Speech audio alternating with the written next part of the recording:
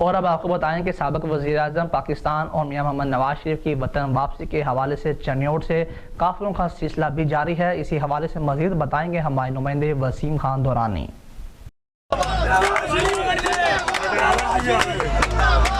मोहम्मद नवाज शरीफ। जी बिल्कुल, साबिक वज़ीर-ए-आज़म पाकिस्तान मियां मोहम्मद नवाज शरीफ और कायद पाकिस्तान मुस्लिम लीग नून का फ़कीदुल मिसाल जो अवामी इस्तकबाल के लिए डेरा कैसर अहमद शेख साबिक MNA चिनोट से भी मीनार पाकिस्तान इस्तकबाल के लिए काफ़िलों का जो है वो एहतमाम किया गया है, जिसमें कारकुनान, शहरी, ज़िले ओहदेदारान और मियां मोहम्मद नवाज शरीफ से मोहब्बत रखने वाले हज़ारों कारकुनान जो हैं वो मीनार पाकिस्तान जो है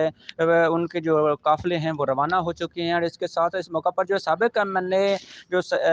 कैसर अहमद शेख साहब और ज़िले सदर जो हैं हाशिम अली काज़मी साहब ने मीडिया से गुफ्तगू करते हुए कहा है कि आवाम का जज्बा जो है वो मिसाली है और इस बार भी जो हुकूमत है